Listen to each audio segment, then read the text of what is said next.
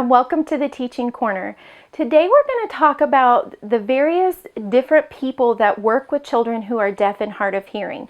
Recently, while I was working at one of my schools, somebody had come up to me and they were confused about what the difference was between a teacher for the deaf and hard of hearing, an audiologist, a speech pathologist, and interpreter. So I wanted to talk to you really quickly about what those jobs were and what they entail, and then who you should go see if you are having a difficulty with your child or with a student in your classroom, who you should see about those different problems. So a teacher for the deaf and hard of hearing, which is what I am, is someone who's gone to school and they have a bachelor's degree in education of the deaf and hard of hearing. This means that they are a teacher.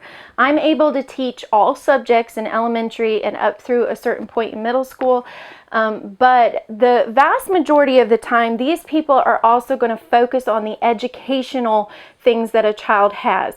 So if you're a self-contained teacher, maybe you're at a school for the deaf, or maybe you do some pull-out with students for different subjects, you may teach all of the subjects or some of the subjects as an itinerant teacher or a teacher who goes from school to school. Most of the time what I focus on is what my students are having difficulty with in the regular classroom, which tends to be reading, writing, or math. So again, this is a 4-year degree and you are a teacher.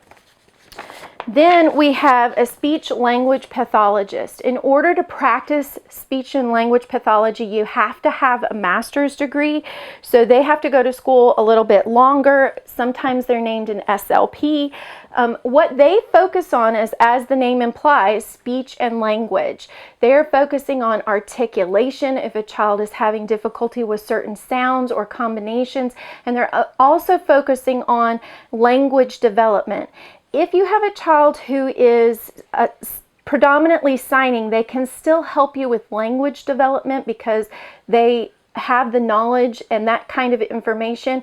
Hopefully they would know how to sign, but not all SLPs know sign language. So if you're in a school system that doesn't have that, the SLP may have to have the interpreter in there with them while they're working with a child who is primarily using sign language.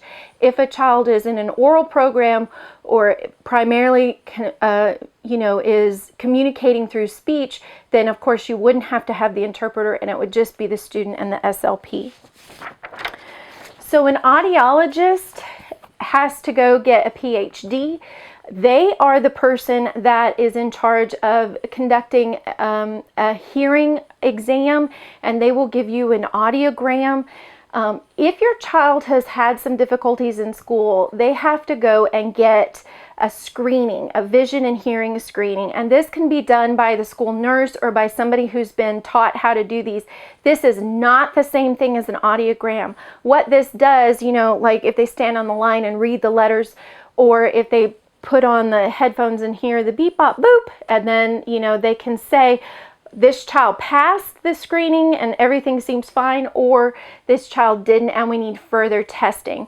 So an audiologist would be the person that does that further testing, and that's where a child actually sits in a soundproof room and they put the headphones on, and it's a much more extensive test.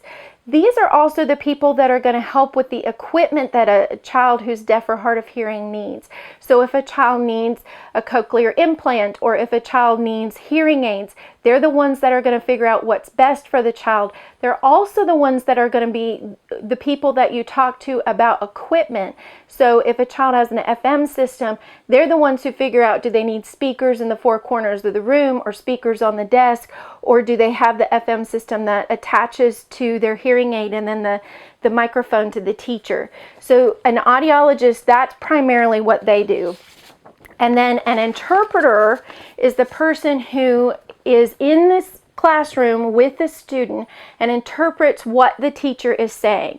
So if a child is in a regular classroom and not at a school for the deaf, or not at a school that has a teacher for the deaf and hard of hearing classroom within the school, then this person would go into the classroom for a student who is using sign language as their primary mode of communication and would interpret what the teacher is saying, and then also would interpret what the student is signing to the teacher.